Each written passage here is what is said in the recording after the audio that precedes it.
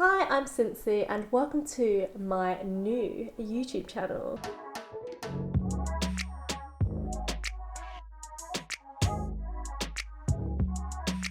So I kind of thought about starting a YouTube channel and I've been thinking about it for quite a while now, just because I thought I love plants and I want to share more content on like my plants, my growth, and just kind of share like my experiences. And also I thought that this was a good time to start doing a video just because a lot more people have been getting into plants, so I can make more plant friends. So yeah, I thought I would start off with a houseplant tour and I'll just talk you through all my main plants that I have in pretty much this corner here.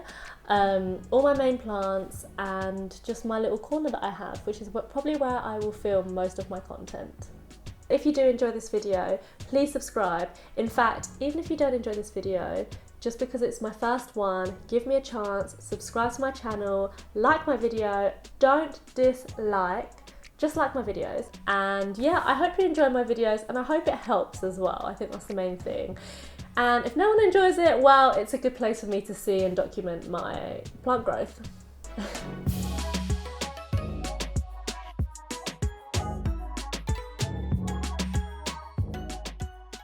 So I'm going to start with my desk first, which is where I work most of my time and spend most of my day. Starting on my right, I have my bird of paradise. I got quite a small one just because all my plants are fairly small. I don't have a big space. And this is my first leaf that I have whilst it's been in my care. And then I have my variegated monstera, which I have cut up. So this is the base, but got a new growth point coming through. This is my oldest leaf that I've cut up from my gloriosum. It's not that pretty, so I'm not going to show you much, but I think this is a new growth point there in the middle of the stem. And then I've got this angel wing begonia. The way it grows is amazing. My baby oxalis, plum crazy, with Hello Kitty sitting underneath her. Look at how incredible the colours are on the leaves, like they're so pink. The leaves open and close like a butterfly. Also, I tried to propagate it, realising that actually they propagate via division. Then I have my baby silver sword cutting and potted her up in a new Dutch pot. Don't you think she looks like a seal or something, like just sitting upright? This is my variegated monstera cutting, but I cut her without a node and I thought, what are the chances that I could root you? And look at what we have here, 2 tiny little roots. And then I've got my other Hello Kitty sitting in this pot of Syngonium Regina Red. And funny story, I used to call it my disappointment child just because I really thought that this was the pink Syngonium. But it's not. It's Syngonium Regina Red, which I really love now because the colourings and the markings on the leaves are incredible. They're like camo. Okay, and then this is my pride and joy, my beautiful, amazing, love her, my favourite child, my newest and biggest leaf on my gloriosum. The velvet leaves, that veinage, just so simple, so beautiful, such a, just look how incredible she is. I love her. I have her sitting in sphagnum moss right now. I just want to get a stronger root system before I pot her up. And then next to her, I have my varicosum, which I won't lie, I really wish I didn't buy her in the winter time. I bought her just before Christmas and look how ugly this leaf is. It's just not even symmetrical. It's so sad looking. She had a lot of damage from the travelling and the cold, I think. So yeah, now I have my humidifier, she's recovering and she's acclimating to my studio now. So yeah, she's a work in progress.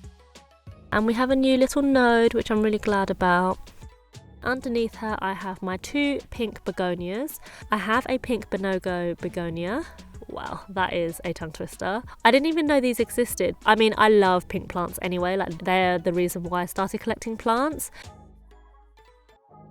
And then this is my begonia Rex. I got her on a road trip on the way to Scotland. Look at that pink metallic leaf, like it's incredible.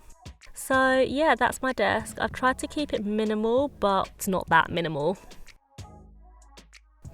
and then into the corner. So in my corner, I'll start with my ladder.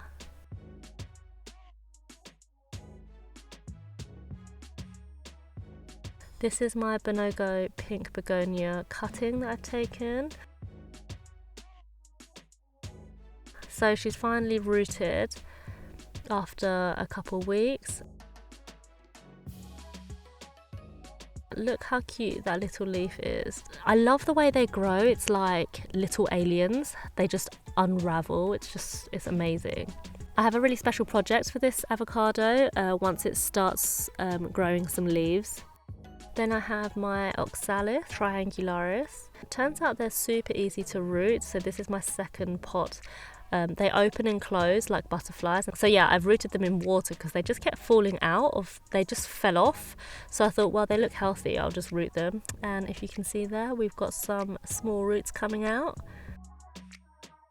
And then I have cuttings gifted to me by Chris, who has this incredible, massive, hanging variegated string of hearts. I'm really thankful for. They're not that pink at the moment because I just don't have the light for it, and it's winter time. So I'll probably put it in my conservatory come spring. And then I've got my baby pink princess. I've taken out of the rehab box just to acclimate, ready to send off to my friend Clara. And then I've got my philodendron micans potted up in a teapot. I absolutely love this plant. Poor man's melanochrysum, as they say. She was so big and bushy, grew so incredibly well last year, but just leaves were falling so much. So yeah, she was just kind of struggling a bit. So cute. Don't worry, there's drainage holes. I have my philodendron silver sword I have cut up because she looked quite bare in the middle, so I thought I'll take a cutting and then I can pot her up all in one pot together so she'll look bushier and taller. But yeah, super fast grower. More of my variegated monstera cuttings. They're not that variegated. I think this one is my most variegated leaf and it's so beautiful. Like, it's just incredible to me how white variegation can get on a leaf. Yeah, just rooting up in some sphagnum moss at the moment. And below I have my Calathea Stromanthe trio star, who I love. She was one of my first plants and she was so big and bushy. And again, I don't know what happened. She was just not happy and just loads of leaves were turning yellow left, right and centre. So I had her in my humidity box, which I have finally taken her out of as we finally get new growth. And I loved her because her leaves looked like they were painted watercolour. So beautiful. She grew amazingly well.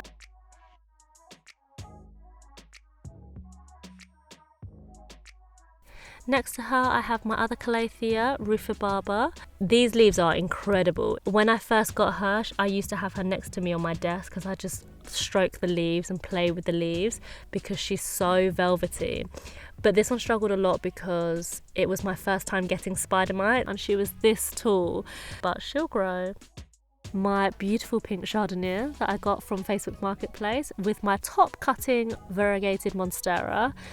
This monstera was given to me by Naomi as a cutting, and she had fenestrations with so much variegation, and the original cutting of the leaf finally died, which I was so sad about because she was so big and variegated and it was incredible. But I'm regrowing her. This is my top cutting. I've given her more light now. She struggled quite a bit. There's not much variegation just because she didn't receive that much light. I'm excited for her to grow big. And then amongst all this mist, I have my Homalomena, which came to me with literally root rot. I should have repotted her sooner, but I was so worried about stressing her out with the travelling and then like taking her out of the pot. But to be honest, she died so much. She was so bushy. I should have just done it. But yeah, look at those leaves. That is poor man's Pastazanum, wouldn't you say? Okay, another sad story. This is my Calathea walsuwisii. Hope I said that right. I'm so determined for her to grow back big and bushy again. I've done it to both of my Calatheas and they're doing well now, so I am determined. And then in the corner I have my mature pink syngonium that I finally got. Also, for such a common houseplant, I really struggled to find like a nice big bushy one. So yeah, she's a slow grower, but she can handle anywhere you put her. She doesn't need that much light. But I noticed the bigger leaves take a while to unfurl.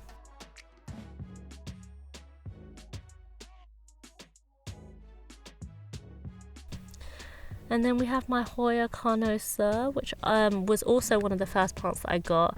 When I found her, funny, I really thought I hit the jackpot and thought I found the pink princess when I first discovered what the philodendron pink princess was.